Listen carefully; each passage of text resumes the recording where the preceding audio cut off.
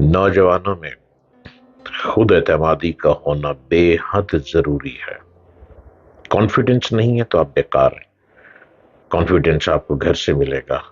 اماں سے بات کریں محبت سے، والد سے بات کریں ادب سے، بہن بھائیوں کو ان کی ایجز کے مطابق لے کر چلیں۔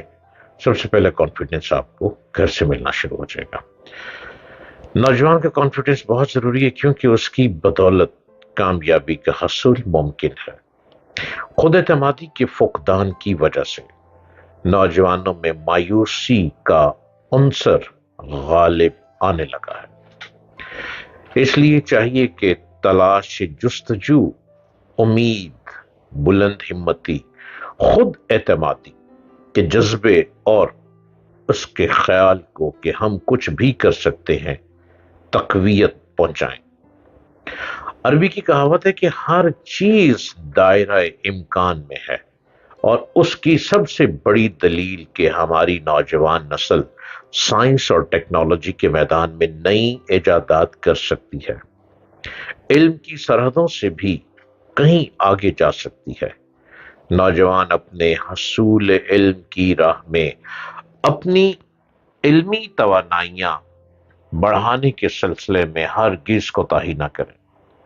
اپنی کامیابی پر کبھی قناعت نہ کریں، بلکہ اسے پہلا قدم سمجھیں۔ در حقیقت نوجوان کوہ پیما کی مانند ہوتے ہیں جنہیں چوٹی پر پہنچ جانے تک آگے ہی بڑھنا ہوتا ہے۔ اس لیے ان کی نظریں ہمیشہ چوٹی پر لگی رہنی چاہیے، کیونکہ اسی محنت جد و جہد کے بدلے کامیابی کی منازل طے ہوتی ہیں۔ ہماری تنزلی اور زوال کی سب سے بڑی وجہ جھوٹ ہے، اور جھوٹ منافقت کی خاص علامت ہے۔ ہمارا زوال اسی دن شروع ہو جاتا ہے، اسی دن سے زوال شروع ہو جاتا ہے جب ایک والد اپنے بیٹے سے کہتا ہے کہ جاؤ بیٹا، باہر جو انکل کھڑے ہیں انہیں کہو کہ ابو گھر میں نہیں ہے۔ ایک ماں اپنی اولاد سے کہتی ہے کہ بیٹا سو جاؤ ورنہ جن آ جائے گا، جن وہ آ جائے گا۔ کیا اسی طرح کے طریقوں سے ہم اپنے بچوں میں بچپن میں ہی جھوٹ کی بنیاد نہیں رکھ رہے؟ اس طرح کے ماحول میں پلے بچے جھوٹ بولنے میں کوئی آڑ نہیں سمجھتے، اور پھر بڑے سے بڑا جھوٹ بولنے سے بھی نہیں گھبراتے۔ ایک دفعہ بولا جھوٹ انسان کی ساری سچائی پر سوالی نشان لگا دیتا ہے، مگر جن لوگوں کو جھوٹ کے ذریعے دوسروں کو متاثر کرنے کی عادت پڑ جاتی ہے، وہ چاہتے ہوئے بھی جھوٹ بولے بغیر نہیں رہ سکتے۔ ہمیں چاہیے کہ ہم اپنے گھروں میں سچ کی فضا کو عام کریں تاکہ جھوٹ جنم ہی نہ لے سکے۔ اللہ تعالیٰ سے دعا ہے کہ وہ ہم سب کو جھوٹ جیسی برائی سے بچنے کی توفیق دے۔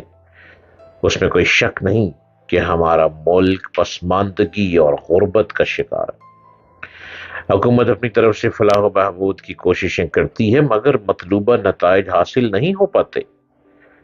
ان پڑھ لوگ تو ایک طرف، پڑھے لکھے لوگ بھی اپنی قابلیت کے مطابق مہارت کا مظاہرہ نہیں کر پاتے۔ ایک طرف حکومت سب کو ملازمت فراہم کرنے سے قاصر ہے، تو دوسری طرف پرائیویٹ شعبہ کوالٹی آف ایجوکیشن پر سمجھوتا کرنے کو تیار نہیں۔ یہی بے روزگاری کا سبب ہے۔ یہ بات ٹھیک ہے کہ اردو ہماری قومی زبان ہے، مگر انگریزی میں مہارت ہی وقت کی ضرورت ہے۔ افسوس کا مقام تو یہ ہے کہ اکثر و بیشتر ایم اے پاس لوگ بھی انگریزی بولنا نہیں جانتے۔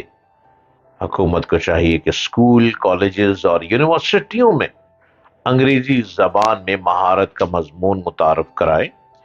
اس طرح نہ صرف نوجوانوں میں برسر روزگار ہونے کے لیے اعتماد پیدا ہوگا، بلکہ وہ اکیڈمیوں کی فیسوں سے بھی بچ جائیں گے۔